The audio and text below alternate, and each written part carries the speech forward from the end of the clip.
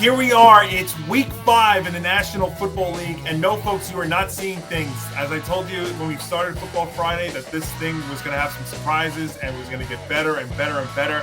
And it sure is, as we've got Nick Morgasen, we've got Hank Indictor, Paul Lombardi, Ben Kruse, yours truly in the center square today on Hollywood Squares, Johnny Montalbano, Tom Albano, and joining us, Zain Bando. So we've got the MMA Outsiders together here as well. Guys, welcome. How you all doing? We're great. Good. Woo! Let's go. All right, absolutely. Zain, great to have you aboard. I know you're a big football fan, so it's great to have you here joining us as well. And, as this season goes along, we might be adding some more people along. So you think that we had some fun before? Well, we are just getting started. Well, guys, I'll tell you what, we have some teams on buys this week, starting in week number 5. But I got to tell you, I was looking at this slate. This is going to be one tremendous 14-hour stretch of Sunday games, and including an interesting game on Monday Night Football. So we'll see what we could do for you here in terms of getting you some winners. Just going over the standings real quick. So right now, Nick DiMartino, whose picks I do have as well, is leading the pack at 41, 19, and 4, and has 92 points. In terms of the point standings, he has 92. Tom Albano has 84. Let's see here. 84. Nick Morgasen's got 82. I've got 81. Ben has 80. Paul has 71. Hank has 67. But I'll tell you what, 1 week can change this around. If you're just joining us for the first time, so how we score this is you get 1 point if you get the team correct. You get 1 point if you get the spread correct. And 1 game per week, we all have to use a bench lock, which is a double or nothing scenario. So if you get both halves of that game correct, you get 4 points. But if you do not get both halves right, you get 0. See, look at that. I'm talking about how I'm saying I'm in Hollywood Squares, and I'm acting as game show host as well. So thanks, Tom Bergeron. Nice. Absolutely, right. So a big slate of games here for week number 5. Are we all ready to do this thing? Let's go. Let's go. All right, here we go. Week 5 in the National Football League. It is, in fact, a Rich Eisen, Kurt Warner, Jamie Erdahl special on the NFL Network. Paul Lombardi in London. It's the Jacksonville Jaguars for the second straight game in London, taking on Josh Allen and the Buffalo Bills. And the Bills, a 5.5-point favorite. Yeah, this is going to be an interesting game. Back-to-back weeks now that the Jaguars are in London. I am going to go with the Jaguars to cover. I think that the Bills will end up winning the game, but I'm going to take the Jaguars at plus 5.5. I think that they showed a little bit more last week. They're starting to come together a little bit after their rough start, and the Bills too. I mean, after blowing out the Dolphins, they kind of surprised us last week. They have been up and down this season. I mean, they have a pretty good record, but I'm going to go with the Jaguars. And one day they may be the London Jaguars, so this could be a home game for them eventually, somewhere down the road. There we go. Tom, go for it. What do you have? You say that one day they may be the London Jaguars, but you know what? I say it one day. Maybe Family Guy is right, and we do get the London Silly Nannies. That being said, I kind of am tempted to go along with Paul's line a little bit, only because the Jaguars have stayed in London. They're not doing one of these things where they're traveling, 1 week in London and they're traveling back. The Bills have to go from America to London. Jaguars are kind of used to the environment already. But I think it's going to be interesting afterwards when the Jaguars have to go with no bye week, which they're not used to. They're used to traveling to London, getting their bye, and then going with the rest of their season. Now they're just going to have to play through with the rest of the season until the bye week hits. That being said, I think the Jaguars will make this a good competitive game, but I think the Bills are just going to be a little too much. And the Bills really impressed me with how they played against the Dolphins completely. I feel completely bamboozled thinking that was going to be the game of the week and seeing what we got. So, yeah, I'm going to say I'll be the first this week to say take the money. All right, Zain, we'll put you to the test for the first time here. What do you think? Yeah, this should be a good one. As Tom alluded to, the Jaguars have a little bit more of a fresher edge, being that they were in London from a week ago too, and they played pretty well. But I just think this Bills team is at a whole different level at this point. I think Josh Allen's set to have a pretty big day. I think he could throw for over 300 yards and a couple of touchdowns. So give me the Bills by a touchdown and -5.5. I really like where that line is. That's why I would say give me the favorite, give me the Bills, and have them go in and win almost like a true road game, so to speak, because Jacksonville is so used to London. But it will be a very competitive game, and a game that I think if you miss it because it's early in the morning, I think you're going to have a lot of regrets, because I think a lot of points are going to be scored. So watch out for the Bills -5.5 and the over to potentially hit too. Yeah, that's a very good point. So the problem I have with the Jaguars in this game is they have had some slow starts this year in some of these games, and I don't think you can afford to get off to a slow start against this Buffalo team. And a major problem that the Jaguars have had this season is getting the ball into the end zone.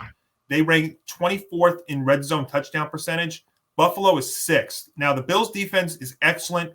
It is due, though, for an emotional release following the Miami intensity game last week, but I still think they win this game by 6 points. So I will take the money in London in game number 1 with the Bills. Ben, go for it. I was tempted to go the route Paul was going with, but I think that back-to-back overseas for the Jags, I think that 5.5, I think that the Bills will do enough to, get at least a touchdown to win this one. Their offense is really starting to hit. Their defense is really starting to play a lot better. The Jags obviously won against the Falcons, who I don't have a lot of belief in as of right now, last week. So they were able to kind of go back and forth. But in this game, if you have a slow start, like you mentioned, Johnny, I don't think that this is the week to have it, especially against a Bills team that's really scoring a lot of points right now. So, give me the Bills at 5.5 to cover. Nick? Yeah, I think this is an interesting scenario. Like the Bills were kind of iffy to start the season. Obviously, they had that emotional victory to open up the year. Then they kind of recovered ever since, being angry at that divisional loss. Now, like we say, when you go to London, it's kind of like an anything goes, because even though these guys like playing in London, it's a wild card. It's a total neutral site. You have no idea what to expect in this game. The Jaguars came out and played great last week. Are we going to get the same thing? Now, I know they're in 2 straight weeks. That should be to their advantage because they're already acclimated to the surroundings in London. But the Bills are playing great football. Now, I forgot what what is it, like a 7 or 8 hour flight to London? So, like, a lot can happen. Hopefully, we're not doing Russell Wilson stretches on the airplane like he did when he traveled to whatever game they were in. You mean doing high knees? Doing high knees, exactly. Josh Allen has played a lot better. The offense is finally clicking after they had some offensive issues. I like the Jaguars defense. It's going to be a close game, but I just think the Bills are just on fire and clicking offensively. So I'm going to take them to cover. Yeah, from the New York area, it's roughly 7-8 hours to London Heathrow. All right, Hank, what do you have here to close us out here in game number 1 Sunday? Do I do it again? Do I bring back the British man? So we got another game across the pond featuring our beloved Jacksonville Jaguars. And can Trevor Lawrence prove he's him against a mighty Buffalo Bills squad? Well, I don't know if that's quite possible, but I am going to take the Jags to cover. But nobody circles the wagons like Bills Mafia. Give me the Bills. So there you go. So he took Jacksonville plus the 5.5. He thinks the Bills win. Jacksonville covers, right? My BBC correspondent. Why, yes, good chap. There we go. Okay. And so he's saying he's not taking the pounds. He's not taking the pounds. That's right. There we go. So all kind of in agreement, though. We're thinking the Bills are going to win, but we got a couple of guys here taking the Jaguars plus the points, and Nick DiMartino is taking Buffalo minus the 5.5 in this one. And just a quick programming note for everybody: Sunday morning, 9:30 a.m. is when this game will kick off, and Nick and Tom will be there for the Empty the Bench Network live stream special. Now, I'm going to try and get there. I got to work Sunday morning, so I'm kind of questionable, but that's a good way. That's a good tease to tune in to see if I will show up for that one. But Wait a minute. So you're questionable on the injury list or the injury report right now. I am questionable on the report. Yes, that's On why the TV report. reference. On the But TV definitely watch Nick and report. Tom will be there on Sunday morning. And I know they were talking about getting up early. I said I'll be up at 3 a.m. on Sunday, but it should nevertheless be a great one for them and a great matchup to kick us off on Sunday. Johnny, Tom? all I gotta say about the London game right there is pip pip cheerio. There we go. That's why I went to you, and that's what we'll roll with in game number 1. Tom, it's a Brandon Gaudin, Mark Schlereth, Christina Pink special on Fox. Back in the States, it's C.J. Stroud and the Houston Texans taking on Desmond Ritter and the Atlanta Falcons, and the Falcons a 1.5-point home favorite. Now, this game is really interesting to me because the Texans have actually been playing. Their offense is phenomenal. I mean, as of late, at the very least. I mean, C.J. Stroud definitely has played great, or at the very least in the last couple of weeks. The Falcons, look, I know they got Bijan, and I'm a big supporter, but I mean, they just don't use some of the weapons in the way that, I mean, if you just look at any Falcons fantasy forums or Twitter or whatnot, you know the Kyle Pitts rage is getting to a whole other level because, yeah, I just think Kyle Pitts is absolutely explosive, but the Falcons just choose not to use him in that style, and I don't know what Arthur Smith is doing. Meanwhile, with the Texans, like I said, I think C.J. Stroud is coming through. There's actually somebody who asked me the other day about potentially trading C.J. Stroud away for some other pieces in a fantasy league, and I said, no, because I think C.J. Stroud can. I mean, if he holds to the way that he played last week and he continues to develop, I think there can be good things for him. So I'm just not impressed with what the Falcons have done. I know they had that big comeback in week 2 against the Packers, but other than that, not really that impressive. I'm going to go upset city on this one. I'm going with Houston. There we go. Wow. Dan? Yeah, I mean, this should be a great one. Obviously, you have 2 very prolific quarterbacks. I expect to see a lot of points scored, but I just think Atlanta is a little bit better than Houston. Houston is still a young team. They obviously have a really highly touted rookie quarterback. Give me the Falcons to win by a field goal, 40-37, and cover the 1.5. And a very, very underrated game in that slate. Very underrated. Yeah. So when I was first doing my research for this game, I couldn't believe that the Texans were actually getting – it was actually a 2.5 at one point. I couldn't believe the Texans were actually getting 2.5 points in this one because you talk about 2 quarterbacks that are moving in polar opposite directions. We got one that's playing his way to the Offensive Rookie of the Year award in C.J. Stroud, and then we've got another one in Desmond Ritter who's almost playing himself out of a starting job. And look what Stroud did the last 2 weeks, shredding the Jags and the Steelers in consecutive weeks. And through 4 games – you know, his yardage is unbelievable, and he's not turning the ball over, which is amazing. And now if he can get his offensive line correct, then the sky's the limits with these guys. Meanwhile, Desmond Ritter, with a more talented and celebrated supporting cast, has led the Falcons to just 13 points over the last 2 games combined.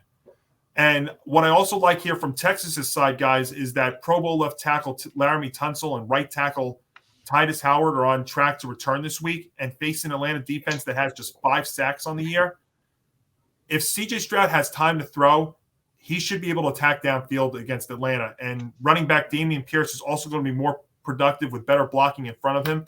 Upset special number 1, I'm taking the Texans, who are getting now 1.5 in Atlanta. Ben. So I personally agree with you guys so far. I'm really high on this Texans team right now. You remember the Falcons' 2 wins that they've had. Bijan, of course, has been awesome. They played against the Packers without one of their top weapons, and they also won their other game against trying to remember. They had the Packers win. Green Bay. That's Green Bay. Yeah, the Packers won, and then they won against someone else. It was like a really close game. Carolina. Thank you. So and obviously Bryce Young, of course, probably was playing a little bit injured. So I'm obviously not discrediting them so far, but they really fell back to earth against the Lions. Their defense wasn't as great. And yeah, Desmond Ritter, and then they played the Jags, and they weren't looking great either. So I think the Texans, I really like the way that they've been playing. Like you said, Johnny, that CJ Stroud's really playing great the last couple weeks here. And so I'm going to go upset special for me. I like the Texans here at the 1.5. And I think with the Falcons, they're just a really young team. Both teams are really young, but D'Amico Ryans has really helped them a lot this year. Yeah, I know you've been high on D'Amico so far through the first 4 games for sure. Nick, what do you think? This is a odd game, in my opinion, just because, again, young quarterbacks, young running backs. I was high on Ritter to begin. Now I'm not so high on Ritter because of the way he's been playing as of late. CJ Stroud has actually been way better than I expected early on.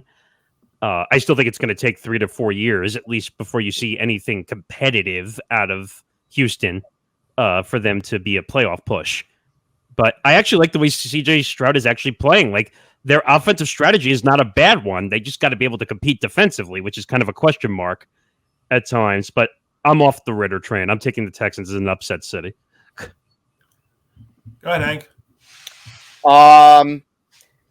Well, unlike Nick, I've never really been on the Ritter train to begin with. But having said that, I do think it's possible that I may very well be hopping on the Stroud train because he's shown me something so far in the first 2 games. I don't know if the Texans are that good, but it looks very well looks very well like they may have found their quarterback in the future. Give me Houston. Yeah, I'm going to agree with that. I like the Texans in this game. They showed me a lot against the Steelers last week. And I like the way that Stroud's been playing. I like their entire offense. Nico Collins has been playing great. Damian Pierce is a great running back. I like everything I've been seeing from them. So I'm going to go with the Texans in this one. I'm not a fan of the Falcons. I think that their offense has been really stagnant. Desmond Ritter has not been great. This could be a good one for the Texans to win. One more thing quickly too is why are they not using Kyle Pitts? Right, they drafted him for a certain reason, and he essentially they're using him to just run streak routes like half the time, and then he's barely getting targeted. So, in terms of him being a top pick, what's the use of using him? Putting him on the team if they're not going to use him. He's one of their top weapons, so it doesn't make sense. Ben, I agree. I that's what I said. Like, I don't get how Arthur Smith is using some of these guys who can be some real amazing weapons for this team, and he just chooses not to. And Zan, by the way, just a couple of games in, you already have a lone wolf. Yes, Zan is the lone wolf in this game because Nick D is also taking the Texans, who are getting 1.5 points in this one. So Zan's officially a member of Football Friday when you can be the lone wolf in a game. But he may be right, though. This is a line that I feel like actually is tempting everybody to take the Texans. And, it was at 2.5, and I think that's why the numbers come down. But it easily could be a Falcons win and maybe a Texans letdown in this spot too. So we will see what happens in this, what should be a very underrated game down there in Atlanta. And I'll just say that 1.5 point number has burned us a few times in the early going here. If Atlanta was favored by 2.5, I would have gone the other way. So yeah, it was, and then the number came down, to 1.5 points here on Thursday, but that's what we'll roll with here in Atlanta. Hank, it is the Chris Myers, Daryl Moose Johnston, and Pam Oliver on Fox as the Carolina Panthers take on the Detroit Lions at Ford Field, and the Lions a 10-point home favorite. 10 points for the Lions. Can I this might be a little premature, but Nick, I'm going to quote Happy Gilmore for you. Okay. I'm stupid. You're smart.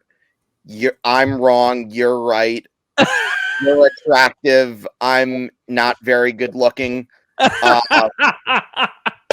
Yeah, I think I'm looking very, very wrong about the Lions. They very well might be for real, especially after they clobbered the Green Bay Packers, a team that's long been their nemesis. You know what? 10 points. Not only am I going to take that, lock it. Oh! -10 lock? Wow. Minus 10 lock. There it is. All right, Paul, go Lock ahead. it. I have not been impressed with the Panthers whatsoever. Yeah, I mean, I'm definitely not going to lock this one in, but I respect the move by Hank there.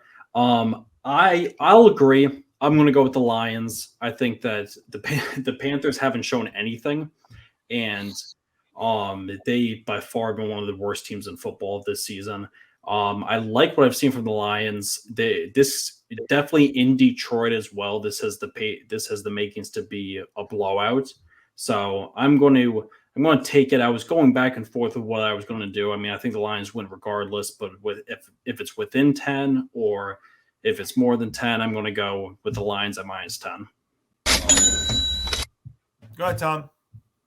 Yeah, I mean, Hank, I also respect the move, but I also respect that you have already stated how wrong you were about the Lions, because I'm very happy. Well, I shouldn't say very happy because it's come at the expense of the Vikings, but I am very impressed with what I've seen from the Lions. And like I said, I think Dan Campbell playing himself into another Coach of the Year nominee like season, and the Panthers, I mean, Bryce Young is developing, but I have to say, all I need to say about the Panthers is you just have to look at the report that they are looking at trying to trade for another wide receiver one.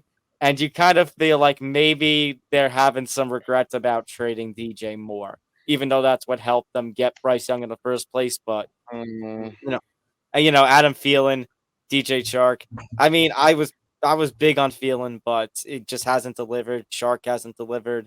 And now they're already looking at potential that they need another wide receiver one, which good luck when you're already 0-4, probably going to be 0-5.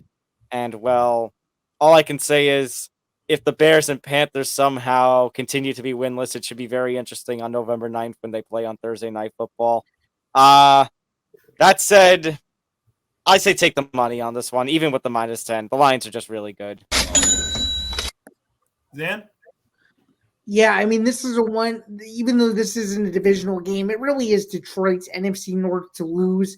And this is one of these games before they get into the thick of NFC North play that they just can't slip up here. And they're clearly the better team. Give me the Lions not only to win the game, but give me the Lions to win 38-10 at home. Ouch. I don't think there's an issue about the Lions winning this game. The question is, do I lay the 10 points? I can't remember the last time the Lions were a 10-point favorite at home against anybody. But when I look at this matchup, it's hard not to take the Lions to win and cover this because Carolina's offensive line is a mess. The crowd noise there in Detroit is, Carolina leads the league in false starts, and then you have them in Detroit. That could be bad. Like I said, the offensive line is bad against this defensive front for the Lions. Detroit has 7 sacks against Atlanta and 5 times last week against the Packers. And meanwhile, Bryce Young went down 5 times against the Vikings last week. I can't see a way that Carolina keeps this game close unless you tell me they maybe score 2 times in the fourth quarter and get that backdoor cover. That could be the only way. But I'm with Zan. I think this is going to be a blowout here. I'm going to take Detroit minus the 10 at Ford Field, Ben. Yeah, I'm too nervous to make it my bench lock of the week, but for sure I can see Detroit covering the 10 and winning pretty easily before their schedule gets a little bit harder. So, sure. All right, Ben, what do you have? So for me, I'm going to have a clean sweep. I'm going to go with the Lions to cover. Bryce Young's gotten sacked, combination of 9 times the last 2 weeks here, and the Panthers have only eclipsed 20 points once this week. The Lions have eclipsed 20 points every game that they've faced so far. So between that really good defense and their back end, their front, Bryce Young still being really young, and of course their offensive line is still a mess. So I think I'm not going to say blow up, but I'll probably get like a 27-17 type of game. Feel pretty good about that. So you're going to take Detroit then, right? Minus the 10? Yes. Mm-hmm. And we'll make it 28-17 so you can get a win on that. 28-17. That's good. Just so you get a win for sure. Nick Morgasen, you can wrap us up here. Yeah, this is going to be an ugly game. I got completely smoked by the Lions when I chose the Packers. because I was expecting Jordan Love being one of the leads in throwing percentage in the first couple of weeks. I said, this will be no problem. They'll come out in Green Bay, big crowd, not used to playing in Lambeau. Even though, John, I think you told me they won last time they were in Lambeau at the end of last season. Yeah, week 18, yep. But, yeah, the Lions are way better. Sorry, Hank, but the Lions are way better than people give them credit for. But basically, I would say, yeah, this is going to be a blowout. It's definitely going to be at least 10. It will be more. Take them up. Yeah, you're right. Don't forget the Lions. I'm sorry, Zan, just give me 1 second here. I was just going to say that the Lions also have a few extra days for this game because they played on Thursday night back in week number 4. What were you saying, Zan? Oh, I was just simply saying I think we're going to see a lot of firsts from a gambling perspective for Detroit because it was when they played the Packers a week ago. It was the first time since 1986 that they were a road favorite. So I think you're going to see a lot of first for this Detroit team that maybe have not had these experiences of just being a big favorite every single week. So yeah, absolutely. For my head coach of the year, my guy Dan Campbell there in Detroit, and Nick DiMartino is also taking the Lions. So in Detroit, it is a clean sweep for the Lions over the Panthers. Spiro Ditas, Adam Marcelletta, Amanda Renner special on CBS. Zan, it's the Tennessee Titans taking on the Indianapolis Colts, a battle of 2-2 teams there in the AFC South, and the Titans are the 2.5-point road favorites here. Yeah, this line to me doesn't make any sense. I think Anthony Richardson has played really well ever since coming back from his concussion, and he showed a lot of heart against the Rams. Give me the Colts plus 2.5 in the AFC South slugfest. I just see this being a really close game. I could see this going to overtime. I really do like both of these teams, and this could easily be a preview of what's to come closer to the end of the year when these two teams rematch for who could be either AFC wildcard number 1 or potentially who could win the AFC South. It's going to be a very competitive game, and I just see both of these teams going back and forth, but I am picking the Colts to win and cover. I think it'll be a very entertaining game, and I actually think that Alec Pierce catches a touchdown in this game. So there's another special if you want that. Sure. So just talking about this line for a second, the Colts actually opened up as favorites, but as the week has moved along, the Titans have actually ended up becoming the favorite. Zan, I'm going to disagree with you, though. I'm taking Tennessee to win this game, and the reason why is, first of all, they've won 5 straight against Indy by an average of 9+ points. Now, what I saw last week from Tennessee was Derrick Henry, rushed for 122 yards and a touchdown against Cincinnati. Remember, the week before, he didn't do anything. Yes, the Colts did rally against the Rams last week, but containing Anthony Richardson as a rusher and forcing him to beat you with his arm down the field is the key for Tennessee defensively. And I have faith in Mike Vrabel's squad to do that. The other thing to watch here, too, though, is will Jonathan Taylor make his debut? Now, he did return to the practice window this week. If he's there, maybe that's a factor as well.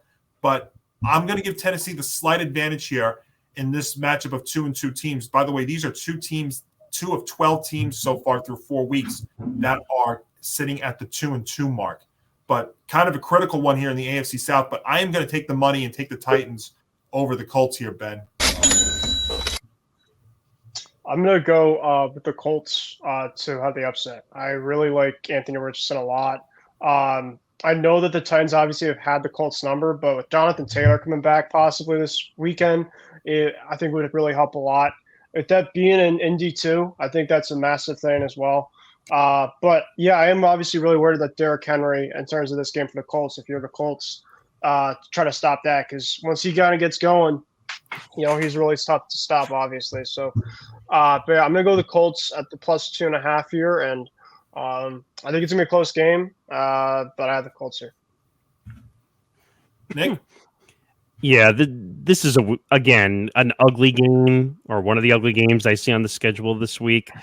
I know Anthony Richardson has been on and off due to concussion issues. They still don't have Jonathan Taylor, which no one seems to want to mention in these matchups so far. Jonathan Taylor, even though they're saying he's going to practice, and excuse me, they were wholly speculating big time that they think he's going to be back this week, which is not going to happen at all. So anyone who speculates that he's going to be back this weekend, throw that one out the window.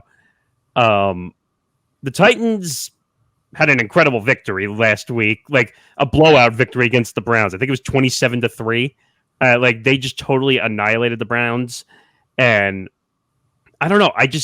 The quarterback situation, if you wanted me to be fair about the quarterback situation, the Colts, I think technically have the better quarterback situation, Anthony Richardson over Tannehill. So Tannehill is just a mess and a joke. So again, it's an even matchup. But I still don't like the situation on the running side for the Colts, so I'm going to stick with the Titans. But it's going to be like a field goal game. What do you think, Hank? Let me take this Richie Ashburn card here. What team? Richie Ashburn? Yeah, what team? Mets or Phillies? No, this is him in the 50s with the Phillies. Good. Okay. Mets didn't exist when he was playing during that time, actually. I want to get you a Mets one. I'd love to find a Mets one actually, but I'm sure they're pretty rare. I'm gonna go with the Colts actually. I really like how they've looked. I think Shane Steichen's done a good job over there so far. And again, is it possible that Anthony Richardson may be quote unquote him? Well, granted, they still have ways to go to clean up their mess, but give me Indy. Yeah, I'm going to go with Indianapolis too. I think that I just don't trust the Titans at all. Got both DeAndre Hopkins and Derrick Henry in fantasy, and they've been driving me crazy. Part of the reason. But Ryan Tannehill he's just so up and down. Anthony Richardson coming back is big. Yeah, like we were saying too, like Jonathan Taylor probably not going to play, but they still have Zach Moss, who's played well so far to start the season. So I like the Colts in this one. I think that the Colts at home will be able to pull off the win. All right, Tom. Wait, he's muted. Hold on. Oh, Tony Reale has made his appearance again. He's made his presence known. Wait, can he unmute himself? Tom. There you go. Now Troy. All right, am I on? Yeah. Okay. Yeah, this game is just really up and down for me. I guess that's why I keep going in and out, is because I guess they just don't want me to get my prediction in because they know how uninterested that I am in this game. Here's my problem with the Jonathan Taylor situation, guys. Now, I understand the running back market. We talked about it on our shows, about the press running back market, how they have no leverage. But if after all the hissy fit, I guess that's a lack of a better term, but he was taking that whole stand, and now he's just going to come back and play like nothing happened. He says it's all of an off-season issue. It feels like all that he did during the off-season then was like a whole big waste. And I agree with Nick that I don't believe he's coming back. I know Derrick Henry can be frustrating. Like Paul, I actually do own Derrick Henry in one of my teams, so it definitely can be a bit of a frustration with him.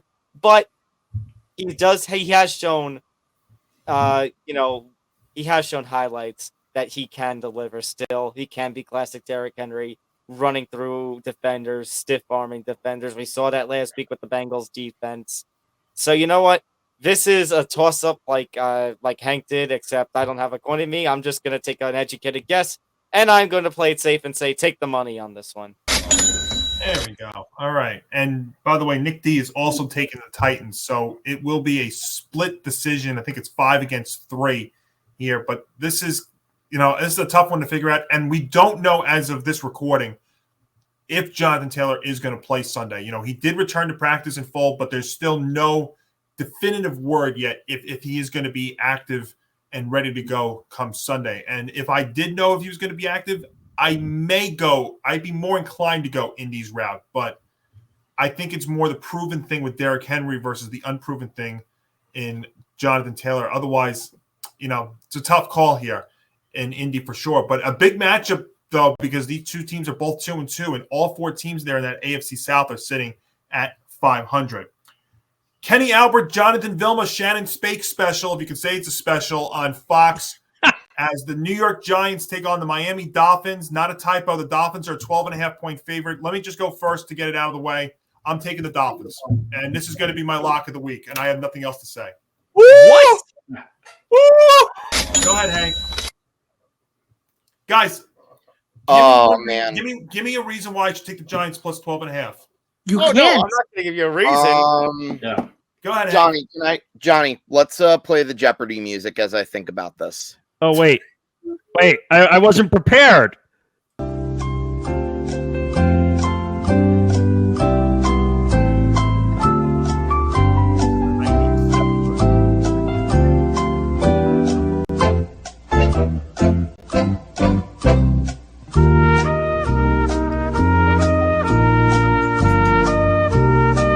Shut it up. Yeah, sorry, I didn't mean to waste your time there.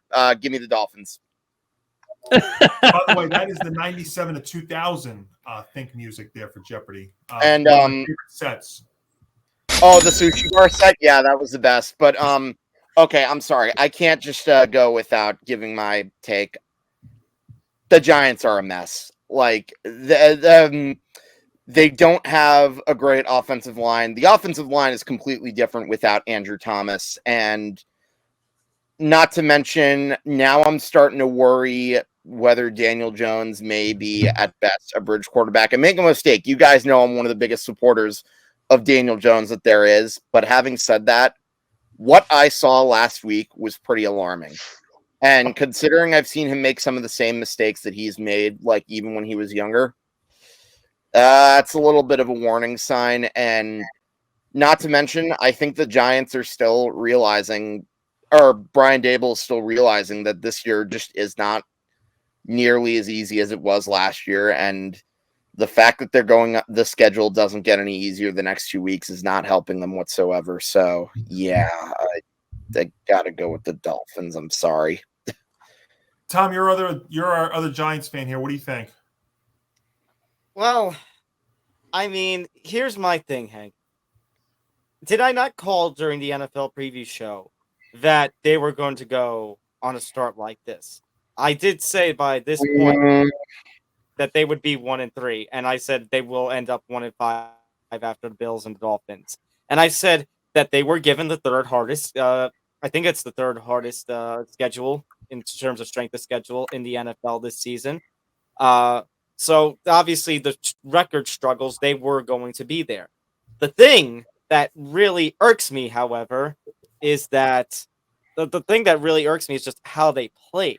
Like if they were competitive like how they were against, say, the 49ers, making the kind of comeback like they did against the Cardinals, you know, I wouldn't have a problem. But that game last week against Seahawks was just bad. Daniel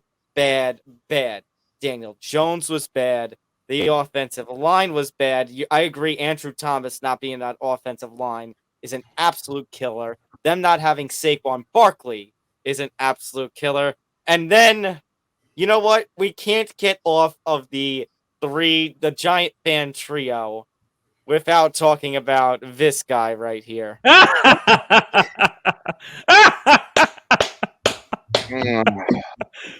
love it. And you know what?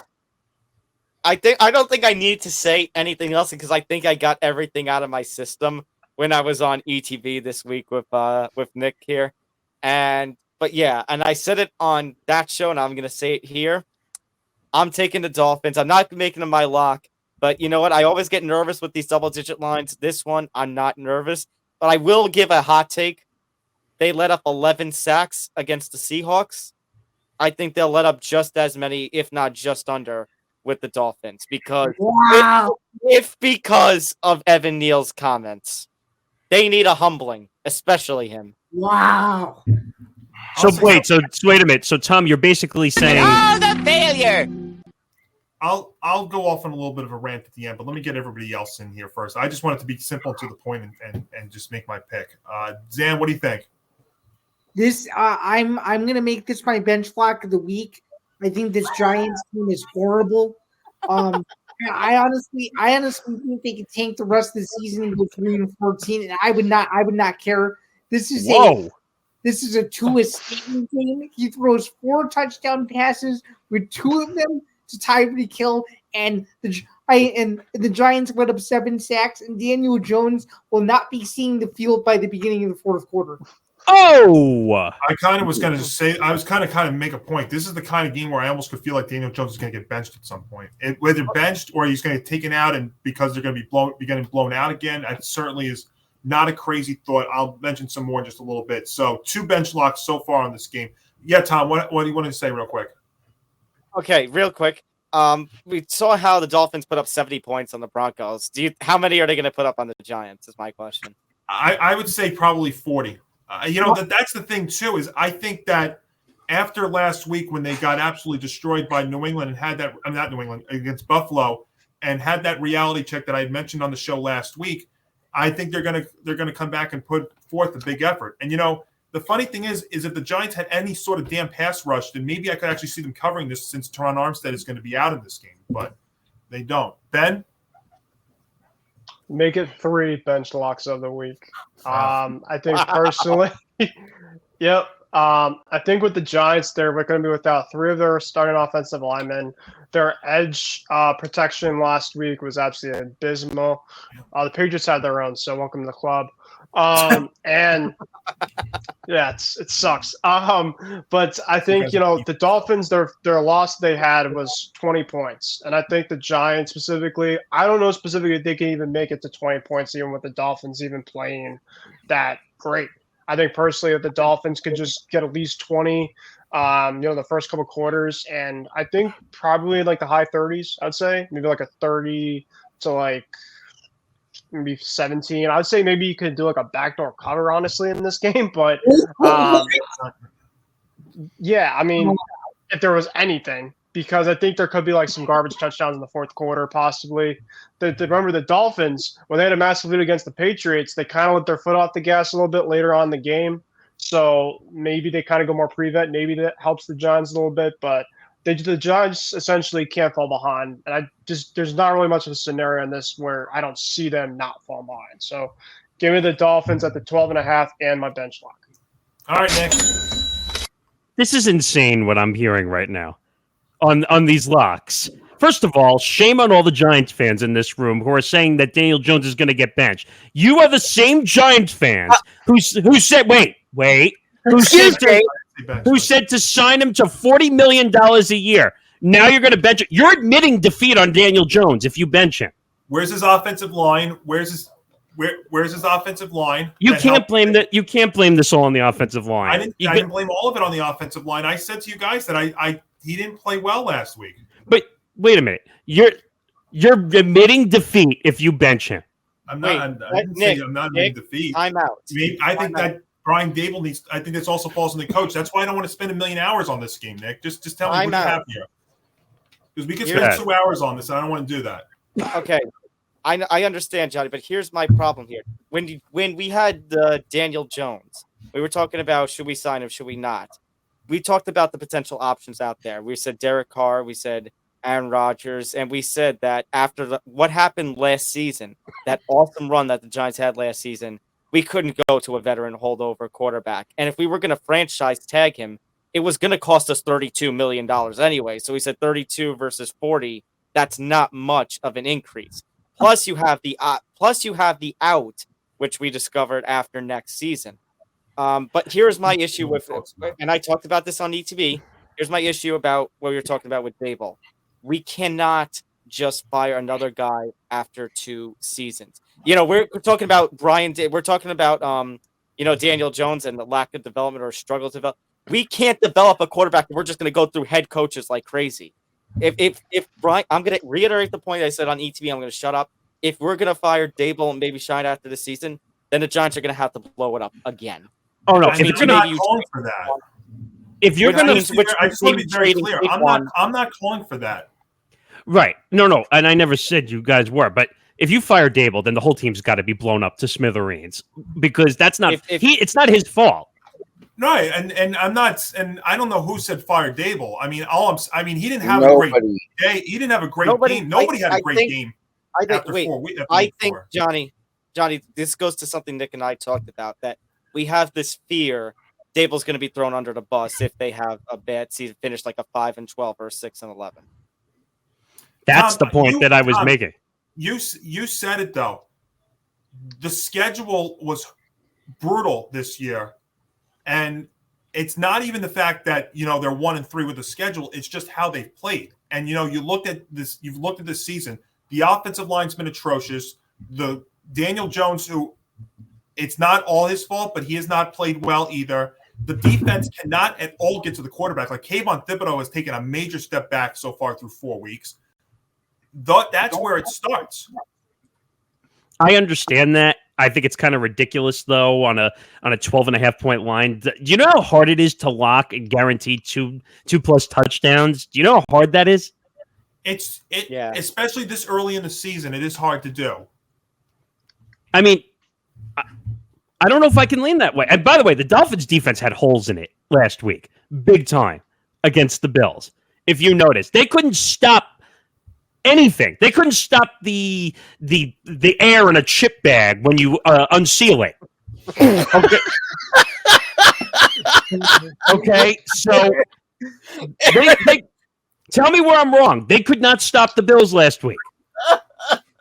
That's also the Bills too. I said last week that was going to be a problem for them. But you know what? I'm angry at the takes. Wait a minute. I'm angry at the takes I'm here right now. I was coughing like crazy after my laugh attack. I had a Hank dying moment. This is going to be my boldest take so far of the picks. Dolphins plus 12.5. Wait. Oh. Hold on. Wait, you just said two different things there. Oh. What? Dolphins plus 12.5. I mean, what is it, minus or Giants 12.5? Which one are you doing? I mean, Giants. I'm taking Giants plus 12.5. But you think the Dolphins are going to win, though? I think they're going to win, but I think the Giants are going to cover. At least the Giants plus the points. Maybe that backdoor cover. Paul, go ahead. I'll keep it short and sweet. I'm going to do Dolphins minus 12.5, and I'm also going to take it as my lock.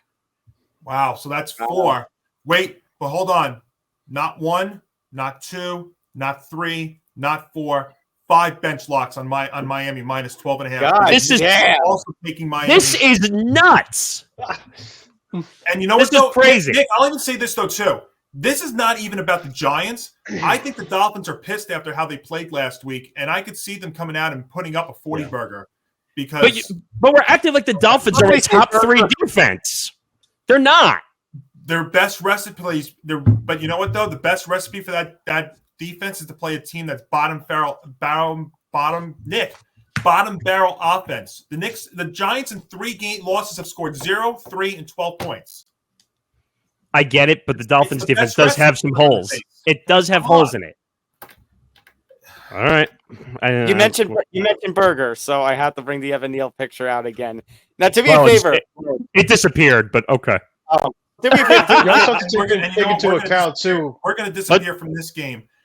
Wait. Can we take the banner off for a second because I think I'd like to show. I have renamed myself here.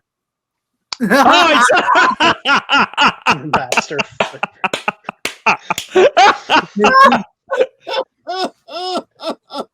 You guys, all right. You guys need to now make a new segment that's called the Evan Neal Game of the Week every week. All right, let's move on. That's hilarious. Oh my gosh, I don't even know where to go from there. Except saying Ben Kruse, it's a Kevin Harlan, Trent Green, and Melanie Collins special on the NFL on CBS as the New Orleans Saints take on your New England Patriots, and the Saints are a 1-point road favorite. Give me the upset. I think the Pats respond. You're getting blown out 30-3. Dallas. It's a game we just look at, flush it down. The Patriots actually, I believe, had the early lines in this one, so they switched throughout the week. Yes, Matthew Judon is going to be out for the long term, which sucks. Christian Gonzalez is out for the season, but they brought back J.C. Jackson in a trade, which I think can be okay because he obviously knows the system. Yes, the offensive line's like the Giants' offensive line, maybe even worse, but I think that they run the football in this game. I'm not a big believer in terms of the Saints scoring a lot of points, which I think really helps bodes well for the Patriots. And, the Saints play a lot of close games, and I think the Patriots have been close pretty much in all of them. So I think that the Patriots win by a field goal in this one. So give me the Pats to win an upset. Go for it, Nick. I'm not picking the Patriots for a while. I got smoked last week by the Cowboys as the Patriots allowed 38 points. You can't tell me after last week that you can have any faith right now in the Pats at all after that pathetic performance by their told team. you so. It's a weekly type game. I'm not saying that we're great, but I think that it happens in this league. So they didn't come ready to play whatsoever. So I hopefully that they can change it. Well, they're under 500. What, for the first time in how many years? I mean, or the first time they've lost 2 games this early. They were 1-3 the last couple of seasons, and they made it 3-3. So yeah. But I have. This is. I know you're not going to like what I have to say, but I have no faith in the Pats right now. Take the money.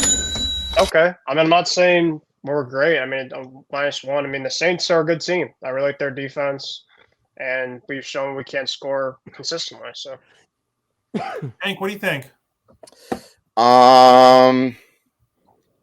Let me put it this way. I think if I'm taking the Patriots in gambling, I would be as much of a degenerate as this man. Give me the Saints. Paul? Yeah, I'm going to agree with Ben on this one. I'm going to go with the Patriots. I think that the Patriots bounce back. thank you. I'm not a big fan. Not a big fan of the That's Saints okay. at all. In New England, I think it's early in the season. It's difficult for a team that's has some pieces to get blown out and come back, get blown out again. I mean, maybe the Saints end up winning only by a few, but I think that the Patriots will bounce back. See a lot of these kind of games that early in the season that can go either way. I think I'm going to trust New England on this one, and I'll go with the Patriots. But I'm going to keep this game in mind for future weeks in case if I'm wrong. All right, Tom, what do you got here? Well, first of all, Mr. Morgasen, did I hear you say you got smoked? I told you so. Screw you, Jerry. Jerry's making an appearance early. Yeah. But actually, guys, there is something about the Saints last week that we're not talking about. Yes, Alvin Kamara did return, but, he wasn't much of a factor. I was shocked to see Derek Carr take the field. I thought, at the very least, he was going to be out for a game, maybe more likely a couple of games. And yet here he is taking the field. And, this is a complete toss-up game. I think the -1 is perfect, if not maybe a -2 or so. Look, the Patriots played like crap last week. No offense, Ben. They absolutely played like crap last week. You don't have to ask me. And That was awful. Mac Jones, I think the hoodie. I think I even kind of alluded last week. I think the hoodie is starting to. His patience has run very thin, and it's running out on Mac Jones very quickly since he got benched for "I see you, Zap" or Zappy. That being said, even with a little banged up Derek Carr and then Alvin Kamara, that just is already a shell of his former self, I'd still trust the Saints in how they've handled their offense over the Pats. So take the money on this one. Zan, what do you think here? Well, this just looks like a horrible game on paper, but it'll probably end up being a pretty good one, I would think. I think this is a Bill Belichick bounce back game. This is a get right game for New England. I like New England +1. I just think both teams have some holes on both sides of the ball, but I just think New England's going to outgain the Saints. They'll win a close game. They'll probably win by about 4 or 5 points. So give me the Patriots +1 at home in a really nice bounce back non-conference opponent and a team that you should have little to no trouble with, and a Saints offense that to me just looks relatively shaky. So we'll see how it goes. Yeah. This is a game that's going to be dominated by defenses, guys. Not much to say when it comes to offense.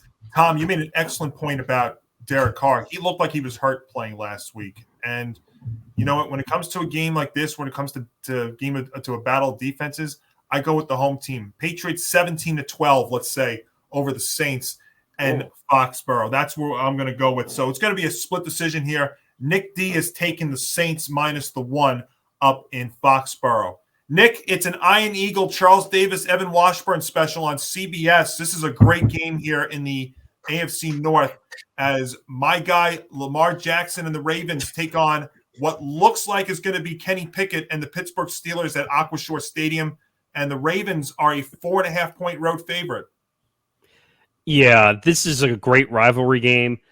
This division has been interesting so far, obviously with the Bengals being a disappointment also. So that, which I could say now, I think I kind of got right in the playoff, in the preview so far. But the Ravens are the better team. Lamar is finally coming around and playing decent. The Steelers are kind of like your up in the air team. I still have them as a decent team, but they have some holes offensively that they really got to figure out. So I'm going to take the Ravens on the road. Take them up. Hank?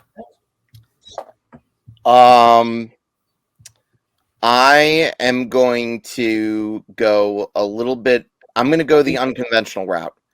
I am going to take the Steelers to cover, but the Ravens will win this game 24-21. There you go. I like that. Go ahead, Paul. What do you think here?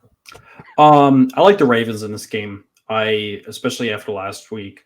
I'm not too fond on the Steelers. I think even if Kenny Pickett plays, we'll see what kind of impact he actually has on the game if the injury is lingering.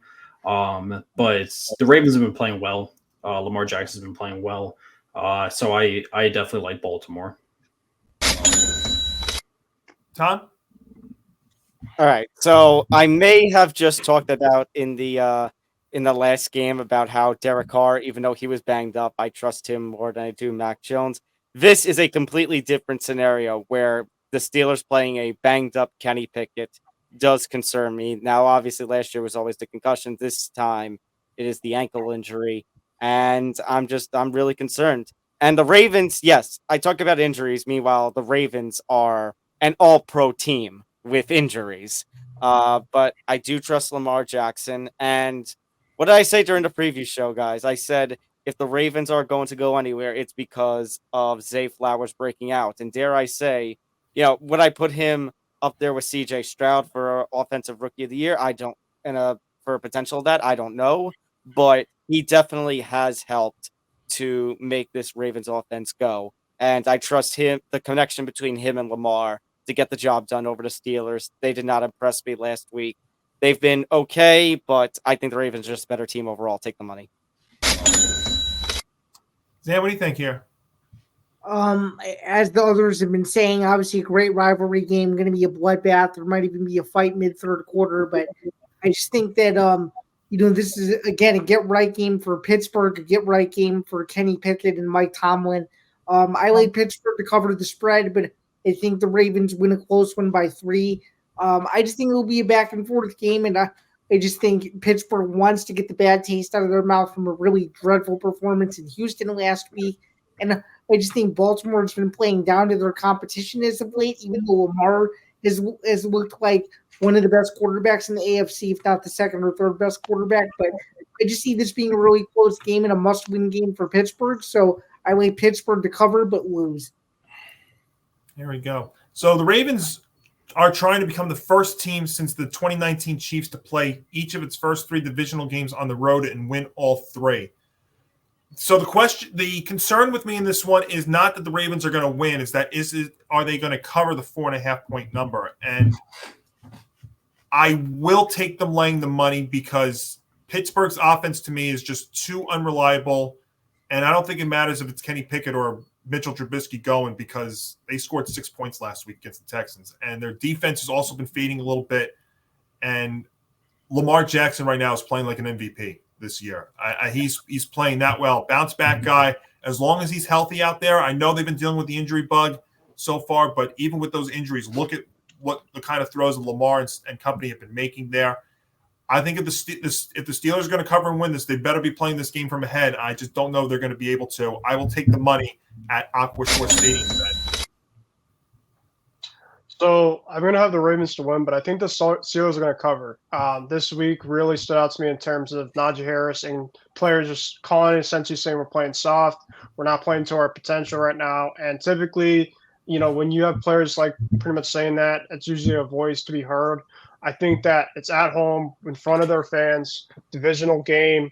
I think that they're going to be ready for this one. Kenny Pickett's back, and even though he's going to be probably injured, I think that he's going to bounce back in this one. So I agree with Hank and others and Zane as well that I think that the Ravens are going to win, but I think the Steelers are going to cover and cover the points because it's going to be division games are always close. So that's why I'm going to go there. There we go. And Nick D is also going to take the Ravens laying the 4.5 at Aquashore Stadium. Johnny, just a follow-up question. You were alluding to the fact that Pittsburgh needs to play from ahead. Does Pittsburgh need to score the first touchdown on their first offensive series to have any chance of covering? Or do you think they just need to have the lead at any point in the game? I think they got to start strong here, Zan. Look at the way they've been the last couple of weeks. I mean, look how bad they looked against Houston last week. I think for them personally and in this game, I think they absolutely have to play from ahead for sure. Okay. Baltimore looks like they're the real deal this year. I think they're that bounce-back team this year. As long as Lamar is healthy, I mean, they've been doing this without a bunch of guys too. But, I mean, the way they played against the Browns last week, I know that was minus Deshaun, but I think for their psyche and in this game, the Steelers definitely have to play from ahead for sure. I mean, anything's possible. See, the thing that scares me about taking the Ravens in this game is the fact that they're laying 4.5. I'd be more comfortable if this game was down a point or two. That 4.5 number is always a tricky one to go with, but I really think they're that good, and I think Pittsburgh's going through a lot of problems right now, offensively and even defensively too, despite the fact that my guy T.J. Watt is still playing like a defensive player of the year there in Pittsburgh. It's a Kevin Kugler, Mark Sanchez, and Laura Oakman special on the NFL on Fox. Tom, your Cincinnati Bengals head to Arizona to take on the Cardinals, and Cincinnati on life support, literally a 3-point road favorite. You're saying they're mine. Can I disown them? Yes. Okay, because at the way they played against the Titans, I absolutely want to disown them. At this point, I want to say disrespect the Bengals. And what really concerns me here, this, Johnny, I don't know if you agree with me or not. This feels like the trap game of the week because this tells me, hey, yeah, absolutely. The Bengals, and the kind of team they can be against the Cardinals, it feels like they want to say yes. But the Cardinals, I mean, guys, Joshua Dobbs has really performed for a team that should have been one of the worst in the National Football League. I mean, you saw how they played against the Giants. You saw how they played against the Cowboys. Joshua Dobbs has really been a benefit for this team. And, maybe they're definitely not going to be anywhere outside of the bottom 5 or 6 teams. But I went into the preview of this season thinking that they were going to be worse, that they were only going to win 1 or 2 games. And then they go and put on the kind of performance that they did against the Cowboys. Now, obviously, the Bengals are a much better team than the Cowboys on paper. But you have Joe Burrow, and he's just completely banged up. The defense just doesn't seem like it wants to come to play. Does anyone want to try to talk me out of this? Oh, you're not going to do what I think you're going to do, are you? Nah, don't disrespect the Bengals this week. They can't. Oh. They can't lose to the Cardinals, can they? I don't know. Can they? Maybe it was an extra. If they were laying an extra half a point, you might be going the other way. Yeah, basically, Johnny, you basically nailed it. If this was 3.5, I'd be saying the Bengals would win, but the Cardinals would cover. But the -3, I'm gonna give them. Look, I'm gonna say take the money, but this is basically last chance. If the Bengals do not cover this and the Bengals don't beat the Cardinals, how can I pick them at any other point during the season? And their schedule after this week, they have the Seahawks, and they're on their bye, and they got a very challenging schedule off the bye. Zan, you go ahead. Yeah, I mean, this is one of those games where I don't think it's getting a ton of hype, just considering that, Arizona's off to a surprising start and people don't want to believe it. This is another one of those games where, it's a must-win for the Bengals. The Cardinals don't really have much to play for. It's a real experimental year with Josh Dobbs. This is a must-win game for Cincinnati to even stay in the thick of not just the potential AFC North picture, but the AFC wildcard picture. The Bengals win and cover. It's going to be an ugly first half. They'll be losing at halftime, but they'll rally and win by 6. So give me the Bengals and give me Joe Burrow to have 2 touchdowns and 0 interceptions on Sunday. So I've been paying very close attention to Joe Burrow this week. And it looks like, he's saying that this is the best he's felt all year, pretty much.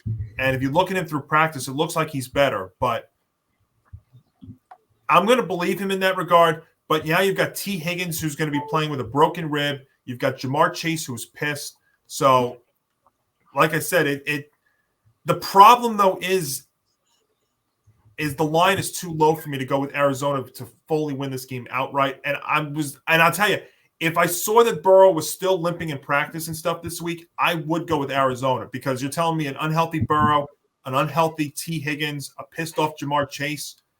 But I'm going to go with Cincinnati here, laying the field goal in Arizona. But this game literally is going to be their season, because if they don't win this week, they're 1-4, and they got to go play Seattle, and then they got a very daunting challenge off their bye week. They could win this, get the 3-3 going into their bye week. We're talking about a completely different team here with the Bengals. So I'm going to take Cincinnati to win this game. Johnny? Yes. Okay. Yeah, I know you said you believe Burrow when he says it's the best he has ever felt. I, however, have a different response. Why the fuck you lying? Why you always lying? Oh my God.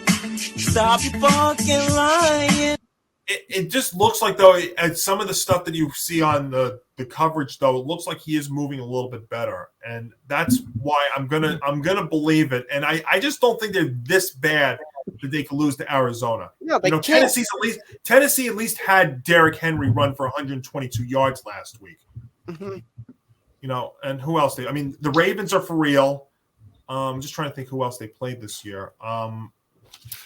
But that's really the reason why. I'm just trying to look at who else they've played here this year.